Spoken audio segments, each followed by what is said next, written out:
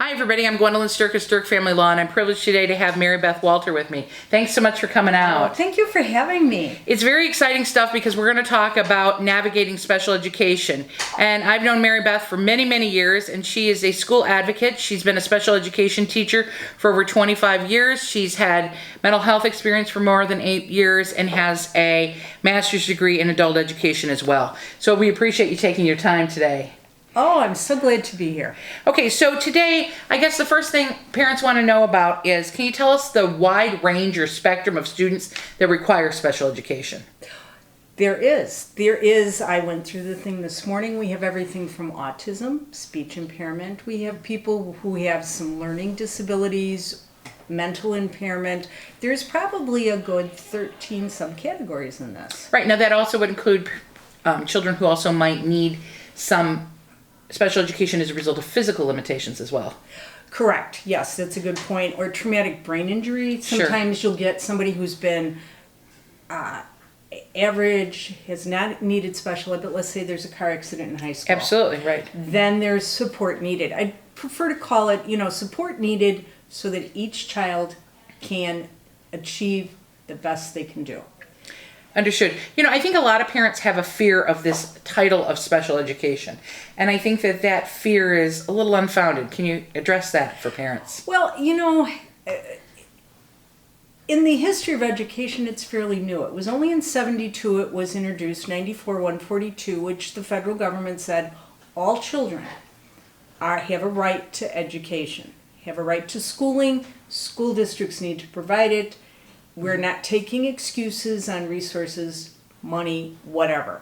And I think that's very important because a child is still growing, still evolving, still learning. So you have to have that. I think what's hard with special ed services is for so many years, it's been a stigma. Right. And it shouldn't be. We all have a learning disability in something. Sure, absolutely. All of us. That's right. Yep. And so I think that, for instance, I read extremely well. I can't spell words. It takes me forever when I've made a mistake. Right. But I've learned the coping skills. And I think the educational system is to push the person, give them the best skills that they need to become successful in the adult world. But I do think that you're right that notion of a stigma still is associated with people. You have parents that come in, and from our perspective, parents might be getting a divorce, or maybe they were never married, and all of a sudden the school or someone is recommending that the child be tested and evaluated. And one parent's like, whoa, I don't want to engage in that. That's really not the answer. No, and I think also too that you might not as a parent, but the parent also brings their background. So Right. if their background and they said, well, I got through school and I did fine and I see this child as a replica of myself, but we want all children to have all tools necessary so that they can become the most successful adult they can be. I think what's hard is we all need some help. We all need some help. What was interesting to me was looking at the whole range of things where people say, hey, we need a little bit of help. I think the easiest or most recognizable is speech. Right. Many children need a little bit of help in the beginning of life with their speech. Right, absolutely. So if you can do early intervention with that, it doesn't become a problem later on. And exactly, and I think that's the point that parents often miss. Just because you're in special education or you have an IEP for 3 years, maybe at that point the child won't need that on an ongoing basis. Somehow the application is that this is a permanent condition, and that's not necessarily true, correct? Correct. For a lot of them, it's not. I mean, I think, it's like anything else. There's so many shaded meanings, but it's also fluid. Another one for early childhood intervention is occupational therapy. A fair number of children are born hypotonic, which means that they don't grasp like they should. Well, with working and physical therapy and occupational therapy, especially supplied by a school system, they can get those skills. So Right. it becomes fluid. Right. And then later on, clearly also some kids end up in special education programs because of behavioral issues as well that may develop over time. Well, behavioral issues, some of it is, the child is faced some of it is the child is born with some difficulties relating to other people. Sure. And, that goes the whole spectrum. We all know somebody. Sometimes, too, it's situations. Not only divorce, but, in the society, I truly think one of the hidden stressors is the homelessness. Because if you're doubling up on a couch, you don't have where you feel a place to call your own, that's a stressor. Right. And maybe the child acts out. Not unreasonable.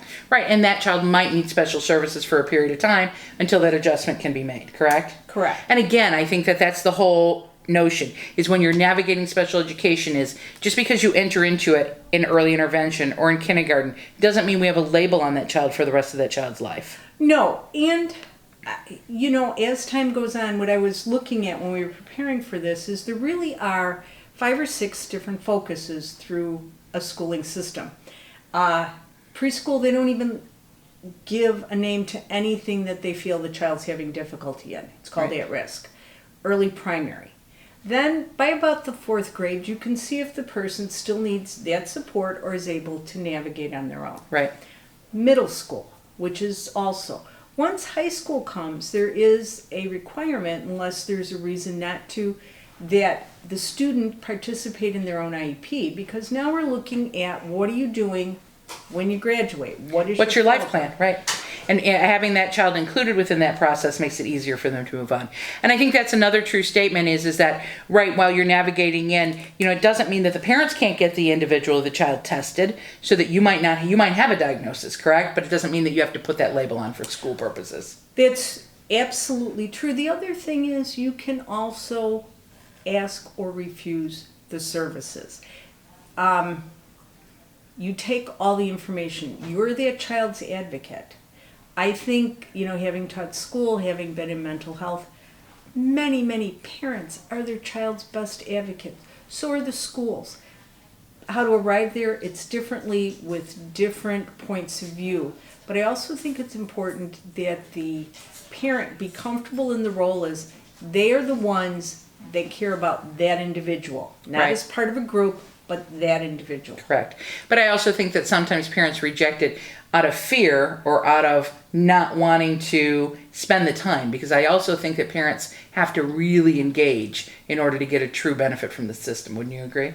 I do. The other thing I also think is that back to focusing on long term, one of the things with high school is, especially if the child is more impaired or more involved, let's say the person has cognitive disabilities and physical disabilities, is many parents kind of freeze that. Right. And by that I mean, as you age or I age, there are things you can and can't do. So for example, if I'm in my 70s and I have a child that I've had at home who has Down syndrome till their 40s, and that 40-year-old now has a temper tantrum because they have the emotional age Sure. 5 or 6, at 70, maybe I can't do that. Right. So I also think that parents can also help that along. I don't think by putting the child or helping the child into a group home or become more independent, because if you're always there and involved in their life, in their treatment plan, I think that's where a person thrives. Got it.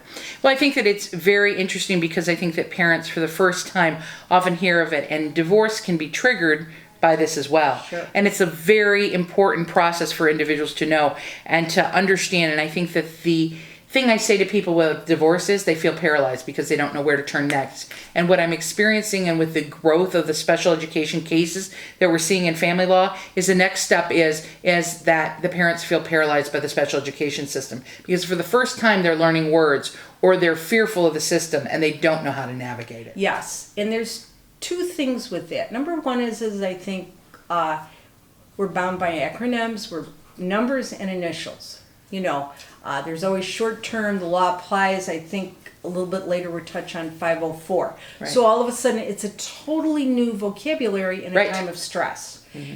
Number 2 is I also think parents, by law, you have to have what they call the team. So the psychologist is there, and the administrator is there, and the teachers are there. It's intimidating. It is. And I think sometimes an advocate can act as somebody who is not as emotionally involved and can kind of interpret and kind of be there physically to say to the person, you're not alone.